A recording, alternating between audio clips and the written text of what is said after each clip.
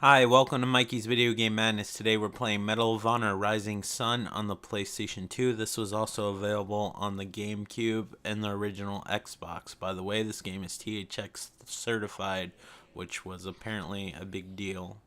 As you can see, EA's older logo. There's an even older logo before that I saw in the original Need for Speed game, and then I remember them from Sega Genesis. You know, those weird tall cartridges that had the little tab on the side where we all thought that it gave the cartridges extra power. Anyway, this is supposed to be the sequel, even though it's a standalone story, of Medal of Honor Frontline. That was the console's version of the sixth generation of the Medal of Honor games. The PC got Medal of Honor Allied Assault when Frontline came out, and then Medal of Honor Pacific Assault when Rising Sun came out. If you ask me, the PC games are superior in every way, shape, or form. I wish they would have at least tried to come up with some sort of port. I think they could have. If they could have did Return to Castle Wolfenstein, I think that they could have come up with some console port, at least on the original Xbox. I know that system was more than powerful. They were going to come out with Medal of Honor Allied Assault. It was actually announced, and then they changed their mind and did a quick port of Medal of Honor Frontline, and it also came out on the GameCube around the same time. The only thing different that they added was multiplayer, which was, I think you could play up to 4 players on multiplayer in the GameCube and the original Xbox. The graphics were a little bit better, but not by much. I played quite a bit of it back in the day, and then my friend was actually the first one to get an Xbox, and then it won me over because I saw some of these cool PC ports, and everything looked a little bit nicer than the PlayStation 2, even though the PlayStation 2 had more of the games I wanted to play, but just like Blu-rays, it was kind of nicer to have nicer ports at the time, and they announced Star Wars Knights of the Old Republic, which was only available on the Xbox 360, and I also wanted to be able to play Jedi Knight 2 Jedi Outcast on fairly high settings, as on my PC at the time I only could play it on the lowest settings, and I just liked playing games with a controller. So at the time, after playing his version of these games that I've played and had better versions of the games on his Xbox, that won me over, and also playing Indiana Jones and the Emperor's Tomb, like the PS2 and the Xbox version were night and day. That's one of the best examples of a better port that I can think of. If you had to have a multi-platform port where the Xbox was superiorly better than the, is that a real word that I just used? I don't know. I'm really tired. I'm recording this almost at 12:30 at night, or 12:30 in the AM, really. I wanted to do a video, and every time I plan on doing stuff, I get dragged into, this is how ADD I am, right? I started to look up some screenshots for this game so I can make a thumbnail, and then I was looking up Call of Duty United Offensive, so I didn't have to dig out my disc or whatever. I was trying to figure out how to make it compatible, which it might be compatible, I don't know, but I was just curious, and I was looking into how much it would cost to buy the game if I ever had to again. It's like $30 because you have to buy Call of Duty as well, and I'm guessing all those games are together, and even if I find the disc, I have to find the CD key. I'm sure I could get a crack, but I try to do things the right way. But anyway, I was thinking about that, and I started digging through stuff, and then through the drawer, and I'm like, that I had my CD cases in, and then I see all these envelopes. If I'm spacey, I'm sorry. That's part of being tired. And you're like, why are you doing a video when you're tired? Because I'll do a video whenever I damn well please, and plus it adds to the whole guerrilla style of filmmaking, or we'll call it filmmaking. It makes me feel good, even though it's rendering a video and talking over it. But then I saw these envelopes and all this junk mail, and then I went and shredded all of it, put it in bags. I'm like, oh, what are these CDs? I saw cracks in the CD cases, so I replaced some of the CD cases with better parts of the cases that were cracked. And then I organized that. And then I had all these bags, all this shredded paper. Went outside, threw that away, and then took all the CDs that I found that I was like, why aren't these on the shelf? And then reorganized them and put them on the shelf. Granted, when before I decided to even make a video, I was gonna walk the dog and start to play Mad Max again on the PlayStation 4 because it's a game I really want to finish. I've tried to make a promise to myself. I don't know if I'm going to keep it or not at this point. The way things are going, that I needed to finish at least one of my bigger games before I played anything else. And it's just not working out. So I came back after I was done walking the dog with the intention of playing Mad Max, and then actually before that I was gonna work out. See, I'm all over the place. Work out like you do, like, so and plus it gives me a little bit of energy, and working out helps out a little bit. And then I was gonna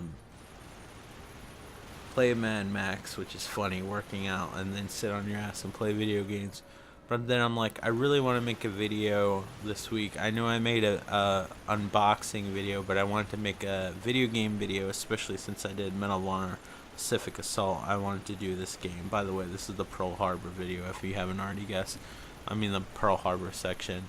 This is probably the best section in the entire game, and it's like they blew their load before the game even really started. But anyway,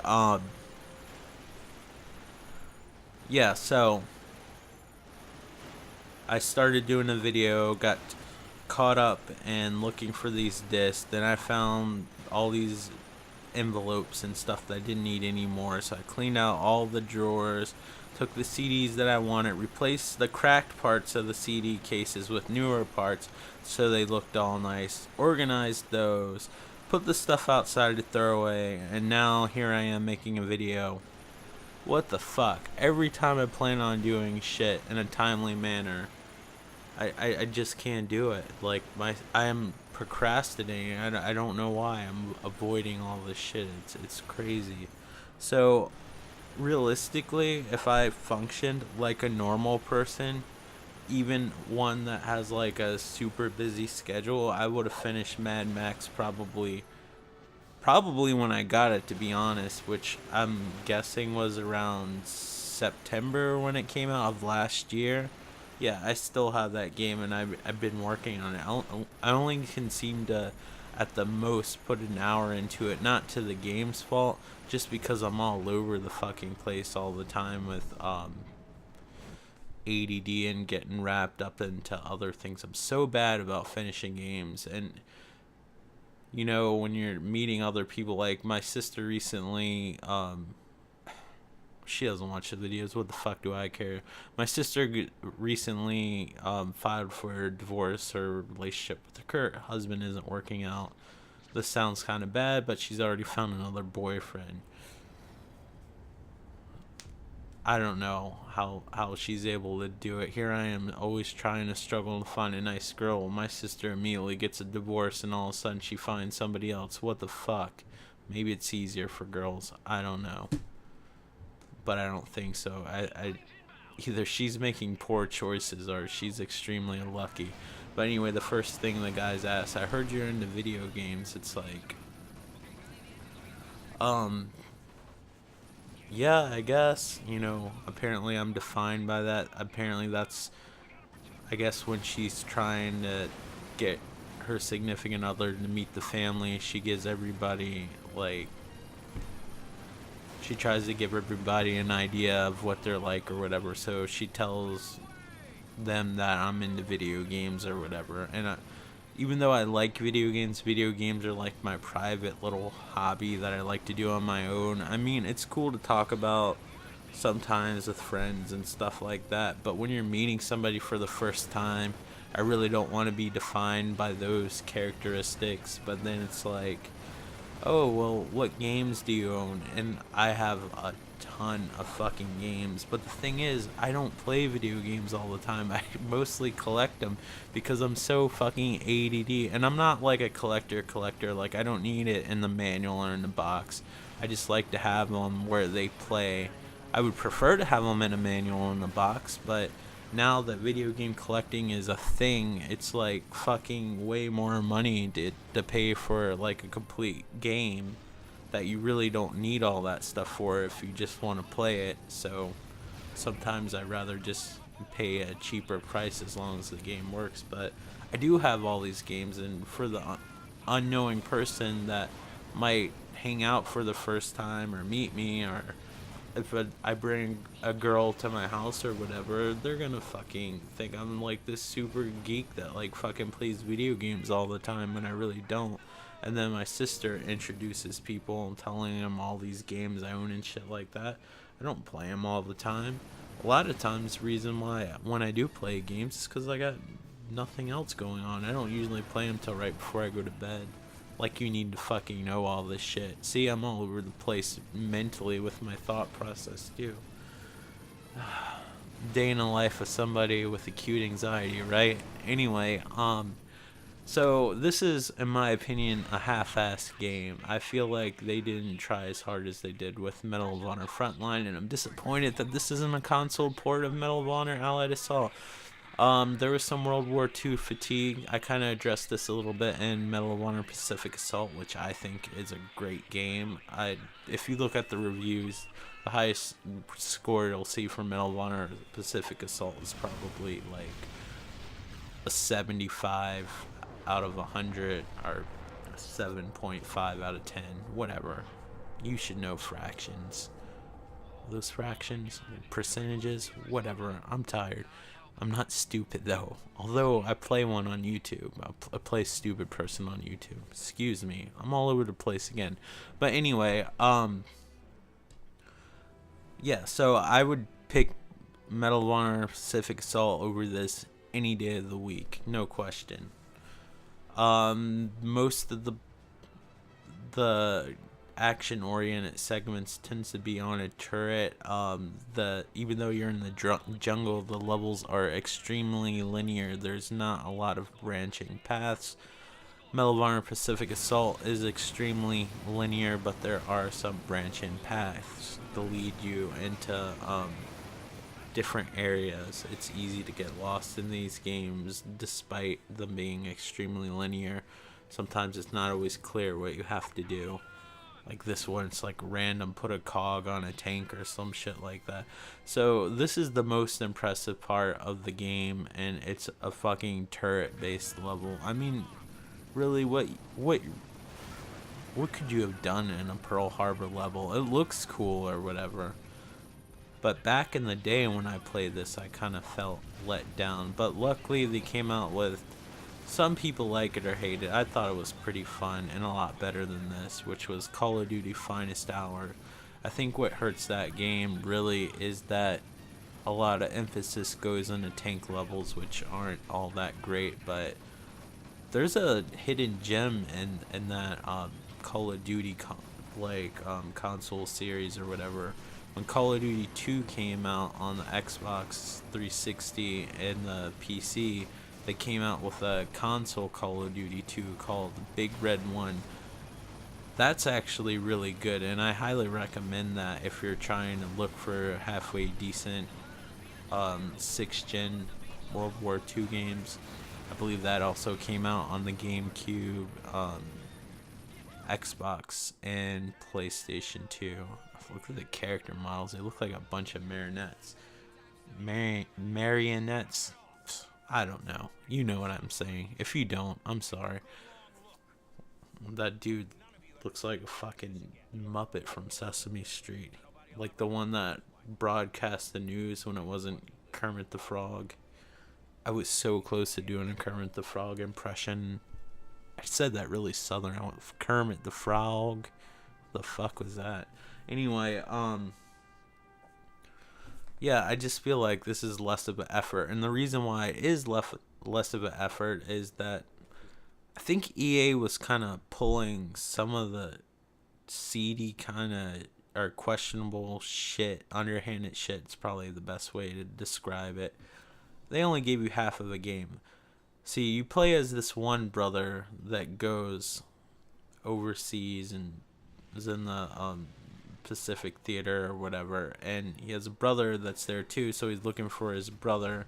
And between levels, they like write to each other or whatever. And since this game did so poorly, they didn't release the other game, so this is only half of the story. And the other game, you're supposed to, the supposed sequel that was coming out, you were supposed to play as the other brother and finish up the story instead of putting both stories into one game, which would have been way better, because this game's over before you know it. And like I said, they basically blew their load graphically and gameplay wise, although I prefer the walking levels. I think the turret level is pretty it looks cool, but it's pretty boring, to be honest with you. You might see me accidentally shoot my fellow soldiers. That's because everybody looks the same to me on this game unless I get up super close to them. I also cropped the screen so it's a little stretched out, so there's going to be some artifacting. The video would have obviously looked better if I would have left it in its original aspect ratio, but I kind of like not having the bars on the side. Even though I originally didn't play this in full screen, it creates the illusion of how it looks like what I remember it looking like playing it on a regular CRT television. But this game's over before you know it. It's a nice Medal of Honor game for the 6th gen. The problem with these games, if you're used to playing first-person shooters from the 7th gen or on the PC or beyond, not so much with the PC, because most people typically don't play first-person shooters on the PC with a controller, although I'm seeing that starting to become more common. I actually prefer it myself, to be honest with you. To me, it's easier to play with the controller, but I get that the mouse is more accurate and stuff like that, and I would probably get destroyed like in multiplayer or something like that, but I get destroyed in multiplayer with controller based games or whatever. But these games don't run at a full 30 frames per second, and the control of the character and aiming, it just wasn't perfected yet, so it's really hard to aim. And I used to be good at these games. Like, I've beaten this game like 3 or 4 times back in the day, and now when I'm playing this game I can barely fucking beat it because I'm used to a certain amount of responsiveness now, where I guess I don't know, I dealt with it back then and I somehow adapted, and I don't know how I did it, and it kind of makes me feel old a little bit, to be honest with you. Yeah, I was really excited about this game coming out, and I kind of remember feeling disappointed when this was new, so I'm not being like some jaded gamer that's seen the light of the future and then going back and playing this game and being disappointed. I was somewhat disappointed. It was over before I knew it, and I was waiting for the second story. We never got the second story. Instead, they came out, they tried to trick us. See, they put Assault at the end. They had Medal of Honor European Assault, so we're like, oh, this is going to be like Medal of Honor Allied Assault, or its spiritual successor, because the Pacific Theater Medal of Honor themed games did not sell all that well, so they went back to fighting the Germans and stuff like that. They went to with a more arcadey feel with Medal of Honor European Assault. I don't think I covered that one. I probably will. Maybe that game won't live up to what I remember it being like, but I played it maybe like 3 years ago, and I remember having more of a positive experience with that than I did this, as well as Call of Duty and Call of Duty Finest Hour. As well as Call of Duty Finest Hour and Call of Duty Big Red 1, especially with Call of Duty Big Red 1. I will, however, say that all those games' frame rates are shit, and it's hard to control based on those frame rates. And I think they just didn't have the analog sensitivity dialed in right. I have not played the Xbox, the original Xbox's version of this, or Medal of Honor European Assault, as far as I remember. This was a long time ago, folks. Gosh, I know this came out when I was late in high school. I can't remember if I graduated or not by the time Medal of Honor European Assault came out. And I played Medal of Honor Big Red 1 when I had a Xbox 360. I was a fairly early adopter, so even if that game was good, I didn't pay much attention to it. But about like 2 years ago, I found it, I believe, at either a pawn shop or a thrift store or whatever, and I replayed it, and I appreciated it more than I originally played it. This isn't a bad game. It just feels half-assed compared to Medal of Honor European Assault and Medal of Honor Frontline. If you want a really good version of Medal of Honor Frontline, and I can tell that the controls and everything with the analog sticks for these older Medal of Honor games weren't dialed in, because they remastered it for the PlayStation 3 on the original Medal of Honor. Not the original, it's called Medal of Honor, the one that takes place in the Middle East, the first Medal of Honor. Then there's Medal of Honor Warfighter. It's only on PlayStation 3. If you get Medal of Honor Warfighter, even though it looks like a downloadable title, it's not. It's on the disc. You just have to download it on the cross media bar, and you have to use the Medal of Honor disc.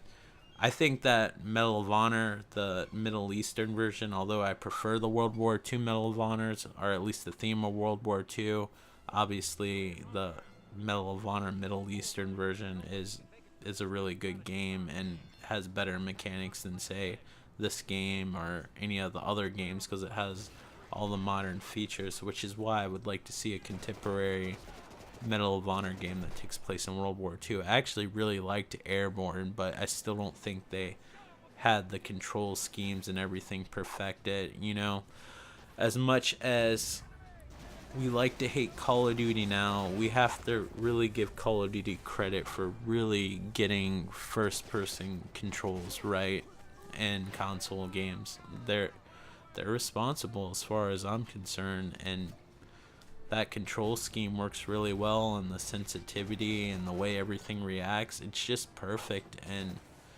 Battlefield sort of adopted it. At first they tried to change the control scheme a little bit, but now if you play Battlefield games or similar first-person shooters made by EA, they all have like a similar control scheme, and it works great, and the sensitivity is right. Even at 30 frames per second, the responsiveness is still there. I just don't think they've had it tuned in. Maybe something like that takes a long time to do. I don't know.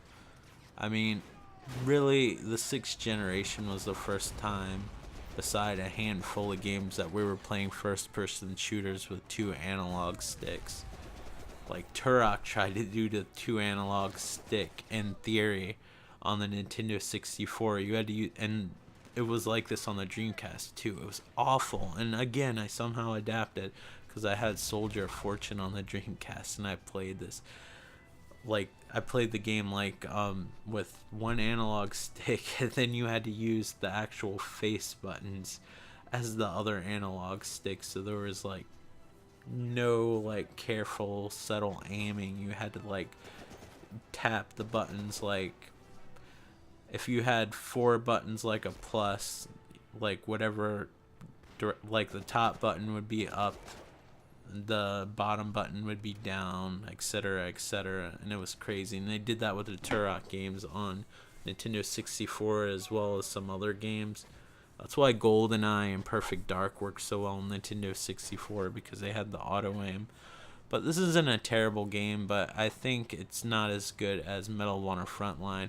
We're not going to mention Medal of Honor Allied Assault and Pacific Assault because I don't think it's fair to compare, but If you look at the other first-person shooters and even the third-person shooters that EA was putting out, like the 007 games, I think they're way superior, and this just feels like this was just thrown together, unfortunately, and this was only half of a game. So I was a little bit disappointed. I feel like they redeemed themselves a little bit with Medal of Honor European Assault, but it was kind of weird to see those icons like rotate like an arcade game. But some of the set pieces in those games are pretty brilliant. That game was brutal even when I wasn't used to the controls.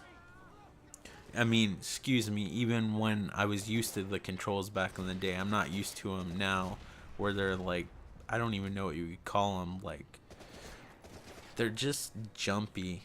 I don't want to call them too sensitive or not sensitive enough. It's just like you push it and it goes too fast and it's too slow at the same time. It's weird. There's like, it doesn't feel like analog movement. It feels very digital still. That's the best way I could put it. But anyway, thank you so much for watching and dealing with me rambling late at night, or actually early in the morning. Hopefully you enjoyed this video somewhat. Check this out. It's not terrible. Thank you guys for watching, and take care. If you want to, like, comment, and subscribe. Thanks for watching.